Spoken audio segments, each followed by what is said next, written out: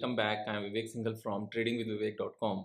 और एक जो आगे चल के मुझे सिनेरियो नज़र आता है, यहाँ से अगर मार्केट गिरनी बंद हो जाए और कंसोलिडेशन के साथ में मार्केट उठना शुरू हो, जैसा कि हम यहाँ पर देख सकते हैं। मैंने कुछ वीडियोस बनाई भी थी कि अगर हम बात करें निफ्टी की, तो निफ्टी में एक लेवल हमें नज़र आया जहाँ पर 50 डे मूविंग एवरेज ने 300 day moving average and 200 day moving average दोनों को नीचे की तरफ को क्रॉस किया। तो 300 एंड 200 बहुत, तो blue line is 300 and this black line is 200 moving average. तो 300 200 दोनों को नीचे करने के बाद में पास्ट में भी ऐसा देखा गया है कि उसके बाद में गिरावट रुक सी जाती है, और अगर गिरावट आती है तो नीचे एक रेंज सी बन जाती है और उस रेंज में मार्केट रहती है। तो यहाँ से अभी हमें एक छोटा सा ब्रेकआउट सा नज़र आता है। अगर हम देखें, मैंने एक ये जिस रेंज में थोड़ी सी मार्केट रही उसके ऊपर एक ब्रेकआउट नज़र आया, कल ब्रेकआउट आया था और आज उससे ऊपर ही ट्रेड करता हुआ नज़र आया। और यहाँ पर F I I D I S भी बाय करते हुए नज़र आते हैं, क्योंकि वैल्यूएशन थोड़ी सी सबको ठीक नज़र आती है। और एक टाइम कंसोलिडेशन हो सकता है कि यहाँ से थोड़ा सा और चले। एक चीज़ हमेशा ध्यान से समझना, जब तक निफ्टी 23,818 का लेवल क्रॉस नहीं करती, जो पुराना एक अच्छा बड़ा रेसिस्टेंस था, अगर इस रेसिस्टेंस को जब तक इंडेक्स क्रॉस नहीं करता और इसके ऊपर क्लोज नहीं होता, तब तक आप ये मानकर मत चलना कि गुड डेज आर बैक, कि बस अब तो अच्छे अच्छे दिन हैं। हाँ, एक बात जरूर है आज की डेट में कि बुरे दिन शायद खत्म हो गए हैं, बुरे दिन यहाँ से बहुत ज्यादा नजर नहीं आते। तो निफ्टी आने वाले टाइम में इस एक पूरी रेंज में जो लो बना था और जो ये अपना एक रेसिस्टेंस है 23,800 का, तो 22,000 से लेकर 23,800 के बीच में निफ्टी कंसोलिडेट हो सकती है और कंसोलिडेशन के बाद में फाइनली ऊपर जा सकती है। लेकिन इस बीच में बहुत सारे स्टॉक ऐसे होंगे जो एक एक दिन में 10% या 15% भी, और 5% 6%, यानी कि मोर देन इंडेक्स यहाँ से ऊपर चल रहे होंगे, क्योंकि शायद वहाँ पर इंडिविजुअल स्टॉक्स में जो बड़े प्लेयर्स हैं उनको एक अच्छी वैल्यू बाइंग नजर आ रही होगी। उनको नजर आ रहा होगा कि नेक्स्ट 2 ईयर्स में इन पर्टिकुलर स्टॉक्स में अच्छे पैसे बन सकते हैं, और हो सकता है उन स्टॉक्स में आपकी भी करंट पोजीशंस बनी हुई हो। यहाँ पर एक जो जनरल मिस्टेक होती है, देखो, जो लोग इस पूरी गिरावट के दौरान निकल चुके हैं वो तो निकल ही चुके हैं। उनके निकलने के मेजॉरिटी ऑफ रीजंस क्या थे? या तो वो स्टॉप लॉस लगाकर काम करते थे इसलिए निकल गए, या वो मार्जिन ट्रेडिंग करते थे, या तो उन्होंने यहाँ पर एमटीएफ, जिसको मार्जिन ट्रेडिंग फैसिलिटी कहते हैं, जहाँ पर इक्विटी में ही हम 4 टाइम्स 5 टाइम्स पैसा उठा सकते हैं ब्रोकर्स से। यहाँ एक्सचेंज से नहीं, ब्रोकर से पैसा उठा सकते हैं, लेकिन उसकी एक टाइम लिमिट होती है। कुछ एमटीएफ वालों ने 7 डेज की लिमिट रखी है, कुछ ने 15 डेज रखी है, कुछ ने 3 मंथ्स रखी है। तो इस तरह की लिमिट्स है। जैसे जीरोधा ने अभी हाल फिलहाल में कुछ स्टार्ट किया था इसी तरह का, और शायद उनकी टाइमिंग गलत हो गई। तो ऐसा हो सकता है किसी के साथ भी। तो यहाँ पर वे लोग एमटीएफ की वजह से निकल गए, क्योंकि एमटीएफ के केस में क्या होता है कि जितना नुकसान नजर आ रहा है ना, उतना पैसा आपको लगातार भरना है। अगर आपने नुकसान नहीं भरा, जो अनरियलाइज लॉस है, तो आपकी पोजीशंस काट दी जाएंगी। तो आपका डबल ट्रिपल नुकसान होगा, क्योंकि आपने 1000 रुपीज के अगेंस्ट 4000 रुपीज ब्रोकर से उठाए, 5000 का माल लिया, 5000 में आपका 20% नुकसान हो गया। तो आपके 1000 रुपए थे, 1000 थे, 5000 के ऊपर 20% का नुकसान इज 1000, यानी कि आपके 1000 लगे थे, 1000 नुकसान है, पोजीशंस कट गई, आपका 100% नुकसान हो गया। तो एमटीएफ में ऐसी चीजें होती हैं। तो MTF, F and O, options, future and options दोनों उसमें आते हैं, या फिर इंट्राडे, ये इनमें से majority of non discipline traders निकल चुके हैं। तो इसमें भी ऐसा नहीं है कि जो प्रोफेशनली ट्रेड करते हैं, जो एक प्रॉपर रिस्क रिवॉर्ड रेशियो को मेंटेन करके चलते हैं और एक डिसिप्लिन्ड अप्रोच को लेकर चलते हैं, बैक टेस्टेड स्ट्रेटजीज के बेस पर काम करते हैं, वो पैसे कमाते हैं, ऐसी बात नहीं है। लेकिन वो नंबर बहुत छोटा सा है और उसके लिए बहुत हाई लेवल का डिसिप्लिन चाहिए। और वो क्विक रिच बनने वाली एक स्ट्रेटजी नहीं होती। वो एक डिसिप्लिन मैनर में 20% 25% साल के कमाने की अप्रोच रहती है। इवन इंस्टीट्यूशंस तो उससे भी कम की अप्रोच लेकर चलते हैं। वो 10-15% हर साल आता रहे इसलिए एफ में काम करते हैं, क्योंकि वहां पर शॉर्ट करके भी पोजीशंस बना सकते हैं, कमा सकते हैं। मार्केट नीचे जा रही है तो भी कमा सकते हैं, ऊपर जा रही है तो भी कमा सकते हैं, एक रेंज में रहे तो भी कमा सकते हैं।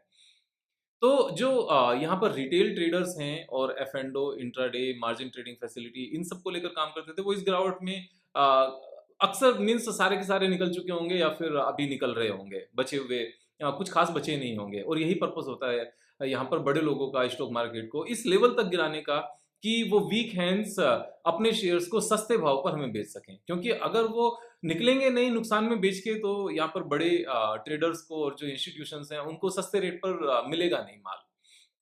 लेकिन यहाँ पर एक और कैटेगरी है उन लोगों की जिन्होंने उधारी का पैसा नहीं लगाया, जिन्होंने बोरोड मनी को यूज़ नहीं किया, जिन्होंने एमटीएफ यूज़ नहीं किया, जिनका अपना पैसा है, वो मार्केट को नीचे जाता हुआ भी देख रहे हैं और नुकसान में बेच भी नहीं रहे हैं। तो उन्होंने पैसा उधार से भी नहीं लिया, बोरोड मनी भी नहीं है और उनका पैसा यहाँ पर उन्होंने नुकसान में बेचा भी नहीं क्योंकि उनको पता है कि चीज़ें वापस आ जाएँगी, ब लेकिन वो फ़ियरफुल हैं। और काफ़ी सारे लोग ऐसे हैं कि इस बार जैसे ही मेरा स्टॉक मेरे प्राइस पर आएगा ना, मैं निकल जाऊँगा भाई, मेरी तौबा, और मैं दोबारा से स्टॉक मार्केट में नहीं आने वाला। ये जो इस तरह की सोच वाले जो नंबर्स हैं, ये एक बहुत बड़ा नंबर है और यही चीज़ एक्चुअल में हमें एक बहुत बड़ा फॉर्च्यून बनाने से स्टॉक मार्केट से रोक देती है। तो यहाँ पर जब स्टार्टिंग में काफ़ी सारे ट्रेडर्स स्टॉक मार्केट में आते हैं और वो सीख कर भी ट्रेड करते हैं और मार्केट क्योंकि डाउन नहीं होती तो वो फ़ियर नहीं आता। फ़ियर 2 तरह से होता है, एक फ़ियर बताया जाए, एक फ़ियर फ़ील किया जाए। तो बताया तो जाता है, तो सुन तो लिया कि मार्केट नीचे जा सकती है, ओके नीचे चली गई तो हम होल्ड कर लेंगे, कोई बात नहीं, 20% माइनस है, इट्स ओके। हम इसको लेकर बैठेंगे, जब प्लस में आएगा तब बेचेंगे। लेकिन जैसे ही एक्चुअल में मार्केट नीचे आई और उन्होंने 20% को जो सुना था अभी तक, जैसे उसको फ़ील किया, 30% जो सुना था, जैसे उसको फ़ील किया, अब फ़ील करने में हालत बेकार होती है। जिसने 10 लाख रुपीज़ लगाए अपनी सेविंग के और उसकी आँखों के सामने वो 7 लाख हो गए या 7 लाख से भी थोड़े से और कम हो गए, उसको लगता है कि इससे अच्छा तो एफडी था, जैसे मैंने कल परसों की वीडियो में बताया था। लेकिन वो भी अभी नुकसान में नहीं बेच रहे हैं क्योंकि उनका मानना है कि स्टॉक प्राइस ऊपर तो आएगा। लेकिन जैसे ही वो एट पार आएगा ना, यहाँ पर बहुत सारे लोग ये मिस्टेक करेंगे कि वो बेच-बेच कर एट पार पर निकल जाएँगे और फिर दोबारा से स्टॉक मार्केट में नहीं आएँगे। ये एक वो मिस्टेक होगी कि जब तक रैली शुरू नहीं हुई तब तक उन्होंने सारा डिसिप्लिन दिखाया और जैसे ही उनके पैसे कमाने का नंबर आया, वो वहाँ से निकल गए। यानी कि आप एक लाइन में लगे हुए हो और सामने एप्पल मिल रहे हैं आपको फ्री में, आप मान के चलो फ्री में मिल रहे हैं उस लाइन में और आपकी पॉकेट से क्या जाना है, आपकी पॉकेट से सिर्फ ये जाना है कि आपको लाइन में लगना है और वेट करना है, पेशेंटली वेट करना है, गर्मी भी है, बरसात भी है, आपको पेशेंटली वेट करना है। और आप लाइन में लगे हुए हो, वेट कर रहे हो, वेट कर रहे हो, वेट कर रहे हो, लेकिन बारिश से दुखी हो और यहाँ पर धूप से भी दुखी हो और जैसे ही आप उस शेल्टर के नीचे पहुँचे, जहाँ पर बारिश भी नहीं है और धूप भी नहीं है और जहाँ से गाड़ी लेकर घर पहुँचने का मौका है, लेकिन एप्पल तक भी पहुँचने ही वाले हो, एप्पल भी मिलने ही वाले हैं। वहाँ से गर्मी और धूप से इतने परेशान हो गए कि आप एप्पल तो भूल गए, यानी कि जो स्टॉक मार्केट में प्रॉफ़िट कमाना सोच रहे थे, वो तो आप भूल गए और बस आप धूप और गर्मी से बच गए और बरसात से बच गए और वहाँ से आपको घर जाने का मौका मिला। बिना कुछ खोए एज़ सच सिर्फ टाइम लगा, मेहनत लगी और आप गाड़ी लेकर घर निकल गए। तो ये मिस्टेक स्टॉक मार्केट में अक्सर लोग करते हैं जब एक इस तरह की कंसोलिडेशन और मार्केट में गिरावट के बाद जब उनके स्टॉक प्राइसेस उनके बाइंग प्राइसेस को मीट करते हैं यहाँ पर। जैसे ही उनके बाइंग वाले प्राइसेस आते हैं और उनको स्टॉक्स ग्रीन में नज़र आने शुरू होते हैं, वो वहाँ से निकल जाते हैं, उसके बाद में उससे रियल एस्टेट ले लेंगे या उसकी एफडी कर देंगे या म्यूचुअल फंड कर देंगे और कुछ नहीं तो आईफ़ोन ले लेंगे या फिर दारू पार्टी में उड़ा देंगे। खोने से अच्छा है मार्केट में कि यार दारू पार्टी तो कर लें, कम से कम जीवन सफल तो हो। ये इस तरह की बातें होती हैं, लेकिन जीवन सफल वहाँ थोड़ी होता है, वहाँ तो फिर से आप व वापस से उसी रूटीन में आ जाओगे कि मॉर्निंग में उठे, काम शुरू किया, इवनिंग तक आए, सैलरी आई, सारी सैलरी खा गए। So salary is not a problem, 9 to 5 working is not a problem. Problem कहाँ है? कि आपने कुछ बचाया नहीं, बचा के उसको लगाया नहीं और लगा के 10 साल का अपना एक एजेंडा नहीं बनाया, आपने कोई बजट नहीं बनाया, आपने कोई टारगेट्स नहीं बनाए, आपने कोई इच्छाएँ नहीं बनाई, विश नहीं किया और उसको पूरा करने के लिए आपने अपने स्किल्स डेवलप नहीं किए, आपने चैंटिंग नहीं की, ईश्वर से आशीर्वाद नहीं लिया। अगर उन सब चीज़ों को साथ में किया जाए तो 9 to 5 job is a very good job क्योंकि उस पर्टिकुलर अर्निंग में, उस एक्टिव इनकम में आपकी पॉकेट से जो इन्वेस्टमेंट है वो ज़ीरो है। बाकी सारे बिज़नेस में तो आपको पहले पैसे लगाने पड़ेंगे तब इनकम आनी शुरू होएगी।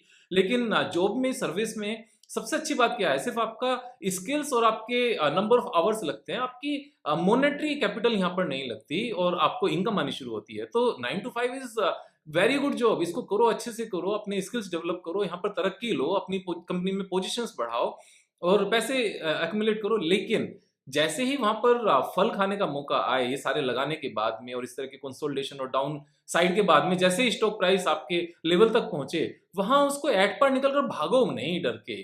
आप एक चीज़ समझो, अभी तक आप सही थे। यानी कि स्टॉक मार्केट नीचे जा सकती थी, नीचे चली गई, ठीक है। यहाँ पेशेंट होना बनता है कि आप लॉस में नहीं बेचो। वो भी आपने किया, वो भी ठीक है। आपने 1 ईयर स्पेंड किया मार्केट में कि भाई हो सकता है 1 ईयर तक इनकम नहीं हो, आपने वो भी किया। लेकिन जैसे ही आप प्रॉफिट में आने लगे, इमीडिएटली भाग गए यहाँ से। यही तो टाइम था कि आपने कोई पौधा लगाया, पौधे लगाने पर उसमें खाद भी डाली, पानी भी डाला, रखवाली भी की, बारिश भी आई, पत्ते भी झड़ गए, फिर दोबारा से आपने उसको संजोया, फिर धूप आई, वो मुरझा गए, फिर आपने उसके ऊपर कुछ कपड़ा भी डाला, बहुत तेज धूप ना लगे, ये छोटा पौधा है।